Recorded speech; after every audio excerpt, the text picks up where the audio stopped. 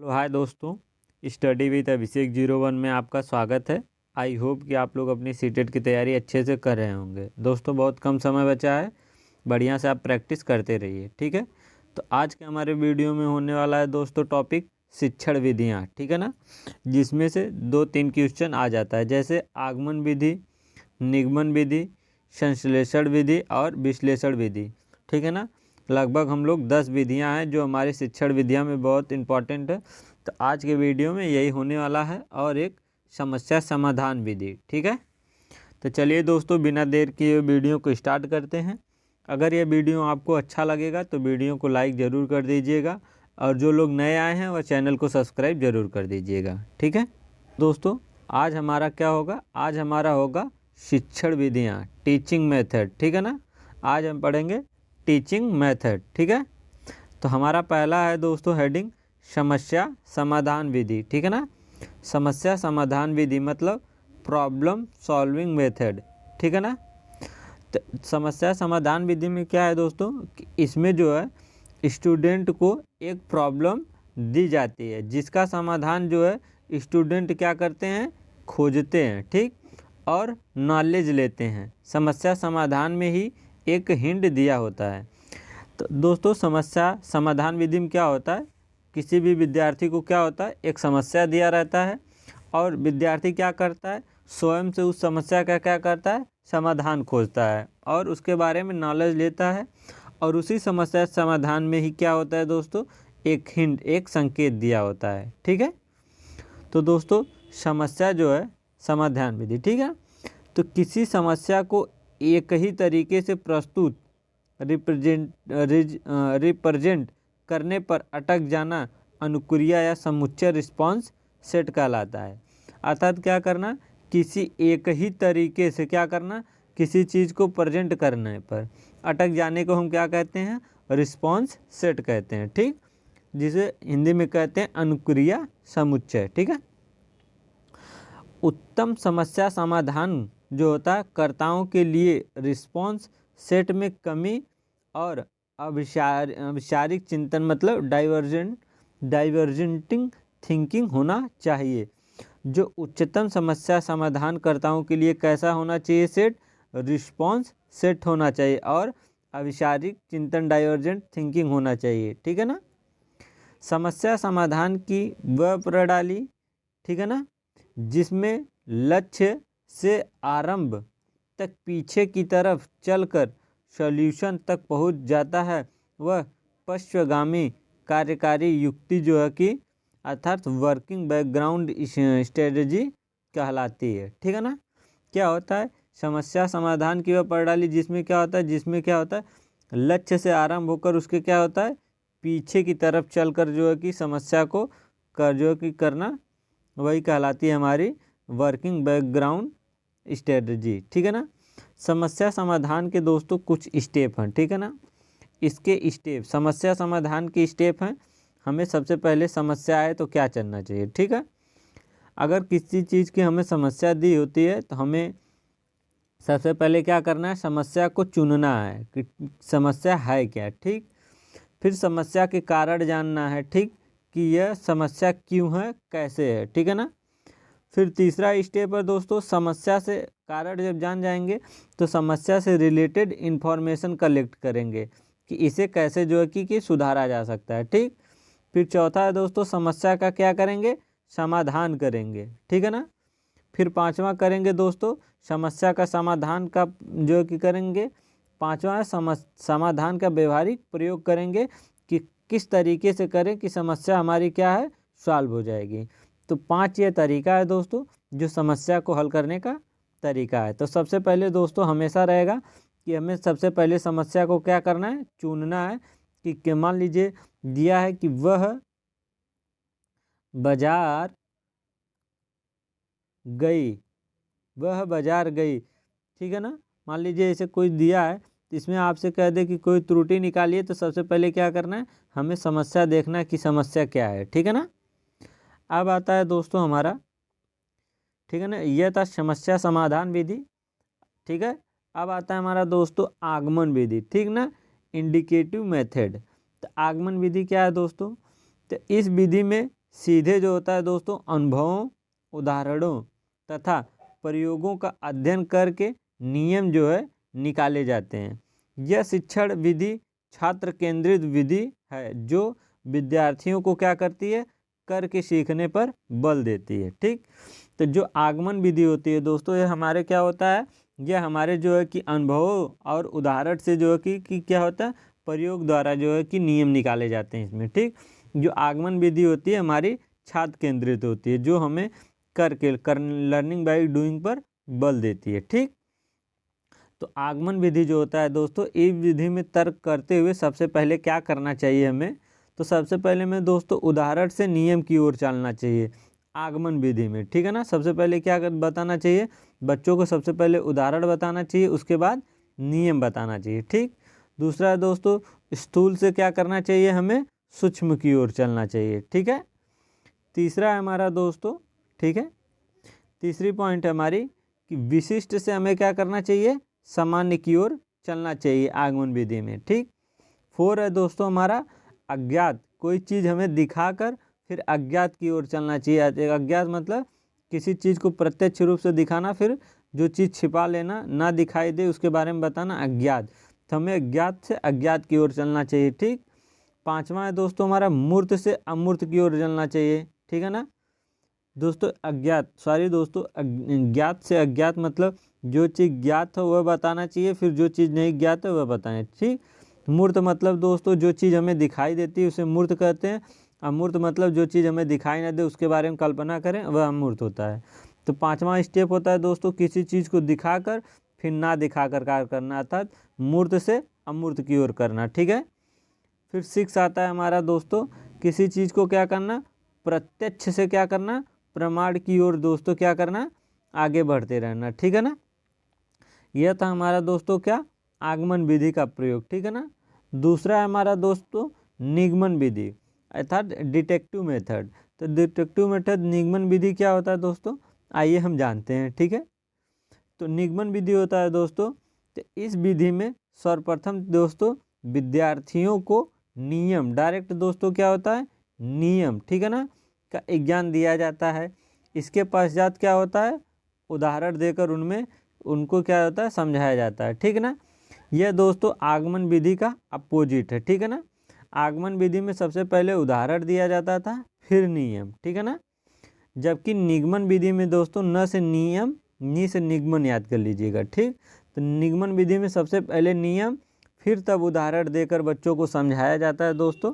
ठीक है ना, तो दोस्तों जो निगमन विधि होती है यह कैसी विधि होती है, तो जो हमारी निगमन विधि होती है दोस्तों यह शिक्षक केंद्रित विधि होती है। कैसी, शिक्षक, जबकि आगमन विधि दोस्तों हमारा बाल केंद्रित था। ठीक है, इसमें शिक्षक ही सारे नियम क्या करते हैं, सिखाते हैं। निगमन विधि में क्या होता है, सारे जो है कि जो नियम होते हैं कौन सिखाते हैं, शिक्षक सिखाते हैं। ठीक है, और इस विधि का प्रयोग करते समय दोस्तों कैसे प्रयोग करना चाहिए इस विधि में, तो इसमें दोस्तों प्रमाण से हमें क्या करना चाहिए, प्रत्यक्ष की ओर चलना चाहिए। ठीक, दूसरा है दोस्तों हमें सूक्ष्म से दोस्तों स्थूल की तरफ चलना चाहिए। ठीक है ना, तीसरा पॉइंट है हमारे दोस्तों हमें क्या क्या करना चाहिए, सामान्य से विशिष्ट की ओर चलना चाहिए। ठीक, 4th पॉइंट है हमारा दोस्तों अज्ञात से हमें अज्ञात से दोस्तों अज्ञात की तरफ चलना चाहिए। ठीक है, उसके बाद दोस्तों हमारा पॉइंट 5 है कि हमें इसमें नियम से उदाहरण की ओर बढ़ते रहना चाहिए। किसमें दोस्तों, निगमन विधि में। ठीक है, तो हमारा निगमन और आगमन विधि हो गया दोस्तों, याद कर लीजिएगा। ठीक, तीसरा है हमारा दोस्तों प्रोजेक्ट विधि। ठीक है, जिसे हम कहते हैं प्रोजेक्ट मेथड। ठीक है, तो प्रोजेक्ट विधि में क्या होता है दोस्तों, तो जो प्रोजेक्ट विधि थी दोस्तों इसके प्रवर्तक हैं हमारे किलपैट्रिक। ठीक है ना, तो प्रोजेक्ट विधि के प्रवर्तक थे हमारे किलपैट्रिक। यह विधि दोस्तों जो होती है हमें अनुभव केंद्रित होती है। क्या होती है, अनुभव केंद्रित होती है। यह बालकों के समाजीकरण पर क्या होती है, विशेष बल देती है। ठीक, इस विधि में विद्यार्थी जो होते हैं दोस्तों स्वतंत्र रूप से कार्य करता है। किसमें, प्रोजेक्ट विधि में। ठीक, एवं जो होता है अपनी समस्याओं का हल अपने स्वयं के विचारों के आधार पर करता है। और यह विधि दोस्तों वास्तविकता के सिद्धांतों पर क्या करती है, कि जो है कार्य करती है। ठीक, तो जो हमारी प्रोजेक्ट विधि होती है दोस्तों, ये हमारे किलपैट्रिक साहब दिए थे, और जो हमारी प्रोजेक्ट विधि होती है ये अनुभव केंद्रित विधि होती है। ठीक, दूसरी पॉइंट है दोस्तों, जो ये होती है प्रोजेक्ट विधि, ये बालक के समाजीकरण पर, सोशल समाजीकरण पर क्या करती है, जो कि समाजीकरण पर विशेष बल देती है। ठीक, और इसमें बच्चे जो होते हैं स्वतंत्र रूप से कार्य करते हैं और अपनी समस्याओं का हल खुद के विचारों से जो दोस्तों करते हैं। ठीक ना, और ये जो विधि होती है वास्तविकता के सिद्धांतों पर कार्य करती है। ठीक है, अब 4 आता है दोस्तों हमारा प्रत्यक्ष विधि, जिसको हम कहते हैं डायरेक्ट मेथड। ठीक है, तो प्रत्यक्ष विधि क्या है दोस्तों, तो इस जो है विधि में बालक को बिना व्याकरण की नियम, ठीक है ना, प्रत्यक्ष विधि में क्या होता है दोस्तों, बालक को क्या होगा, बिना व्याकरण की नियम जो है, नियमों का ज्ञान कराए बिना क्या होती है, उसको भाषा सिखाई जाती है। ठीक है ना, तो इस विधि में जो होता है, जो बालक होता है दोस्तों, बालक की मातृभाषा होती है, उसे दोस्तों बिना मध्यस्थ जो है बनाए उसे जो है अन्य भाषा सिखाई जाती है। अर्थात जो दोस्तों प्रत्यक्ष विधि में मातृभाषा का कोई भी सहायता नहीं ली जाती है। ठीक, अर्थात दोस्तों मातृभाषा की सहायता नहीं लेकर, बल्कि विद्यार्थी को सीधे बार बार दोस्तों क्या होता है, मौखिक एवं लिखित अभ्यास द्वारा सीधे नई जो है कि भाषा दोस्तों सिखाई जाती है। ठीक, इसमें दोस्तों क्षेत्रीय भाषा का क्या होता है, क्षेत्रीय भाषा का भी प्रयोग नहीं किया जाता है। इस विधि में वार्तालाप के माध्यम से अधिक जो है कि सीखने पर बल दिया जाता है, जिससे वह प्राकृतिक रूप से सीख सके। दोस्तों प्रत्यक्ष विधि वह विधि होती है, ठीक है ना, जिसको हमें क्या होता है, बिना व्याकरण के, ठीक है ना, व्याकरण के, बिना मातृभाषा के, ठीक है ना, मातृभाषा के बिना प्रयोग के और क्षेत्रीय भाषा के बिना प्रयोग से ही दोस्तों में क्या होता है, प्रत्यक्ष विधि सिखाई जाती है। जैसे दोस्तों किस पर, लिखित और मौखिक जो कि बार बार अभ्यास करके। जैसे दोस्तों कोई व्यक्ति है, ठीक है ना, मान लीजिए कोई 5 दोस्त हैं, ठीक है ना, 5 फ्रेंड है दोस्तों, ठीक है ना, उसका 5 फ्रेंड जो है हिंदी में वार्तालाप करने वाले हैं। ठीक, और उसका कोई दोस्त आ जाए जो अंग्रेजी में बात करता है, ठीक है, मान लीजिए 2 या 1 दोस्त हो। ठीक, अगर वह उनके पास रहने लगे, ठीक है ना, कुछ दिन बाद आप देख सकते हैं कि जो हिंदी वाला भाषी बोलने वाला है दोस्त, वह इंग्लिश बोलने लगेगा, और जो इंग्लिश भाषा बोलता है वह हिंदी बोलने लगेगा। वो कैसे दोस्तों, तो इसमें दोस्तों क्या होता है, एक दूसरे से प्रत्यक्ष के द्वारा जो है कि बार बार एक ही चीज़ को बार बार बोल कर रिपीटेशन करके वह चीज़ क्या करता है, सीख लेता है। तो इसी को कहते हैं दोस्तों प्रत्यक्ष विधि। तो दोस्तों इसमें जब एक दूसरे से बोलते हैं तो ना इसमें व्याकरण का प्रयोग करते हैं, ना ही अपनी मातृभाषा का तो प्रयोग करते हैं। ठीक है ना, तो इसी को कहते हैं दोस्तों प्रत्यक्ष विधि। ठीक है दोस्तों, 5वां है हमारा विश्लेषण विधि। ठीक है ना, तो विश्लेषण विधि क्या होता है दोस्तों, तो इस विधि में दोस्तों छोटे छोटे भागों में किसी चीज़ को क्या कर भागों में बांट कर उनका अध्ययन करते हैं। ठीक है ना, किसमें, विश्लेषण विधि में। ठीक है ना, अध्ययन कर समीक्षा करते हुए उनका हल किया जाता है। विश्लेषण विधि में क्या होता है दोस्तों, ठीक है, विश्लेषण विधि मान लीजिए कि आपको कोई एक समस्या दी गई है, ठीक है ना, तो आप क्या करेंगे, तो उससे पूरा हल नहीं करेंगे, उसे दोस्तों क्या करेंगे, छोटे छोटे टुकड़ों में बांट कर क्या करेंगे, हल करेंगे। जैसे सपोज दैट आपके सामने दोस्तों सीटेट क्या करना है, सीटेट पास करना है, ठीक है ना, तो आपके दोस्तों कई सब्जेक्ट हैं, CDP है, ठीक है ना, सोशल साइंस है, उसके बाद हिंदी है, हिंदी लैंग्वेज 1 है। तो क्या है दोस्तों, आप पहले CDP पढ़ेंगे, किसमें आपका कितना वीक है, सोशल साइंस में। तो क्या है दोस्तों, सीटेट तो एक परीक्षा है, बट उसको कई भागों में टूट कर क्या करके बांट कर दोस्तों उसका क्या कर रहे हैं, अध्ययन कर रहे हैं। तो इसी को कहते हैं दोस्तों विश्लेषण विधि। ठीक है, फिर आता है दोस्तों हमारा संश्लेषण विधि। ठीक है ना, सिंथेसिस मेथड। तो विश्लेषण तथा संश्लेषण विधि दोस्तों एक दूसरे के क्या होते हैं, पूरक, मतलब उल्टे होते हैं। ठीक है, विश्लेषण जो होता है कर लेने के पश्चात ही संश्लेषण का कार्य होता है। ठीक है ना, अर्थात दोस्तों किसी चीज़ को टुकड़े में बांट कर अध्ययन कर लेने के बाद ही क्या होता है, संश्लेषण का कार्य होता है। ठीक, और इस विधि में दोस्तों किसी समस्या के छोटे छोटे भागों को जोड़ते हुए, ठीक है ना, समस्या का हल किया जाता है। ठीक है ना, यह दोस्तों संश्लेषण विधि जो होती है विश्लेषण विधि का उल्टा होती है। ठीक, यह होता है दोस्तों जिसमें यह समस्या होती है समस्या को छोटे छोटे टुकड़ों में क्या करते हैं दोस्तों, जोड़कर दोस्तों क्या करते हैं, हल करते हैं, ठीक है ना। और इस विधि का प्रयोग दोस्तों प्रायः क्या इसमें ज्यामिति में किया जाता है, ठीक है ना।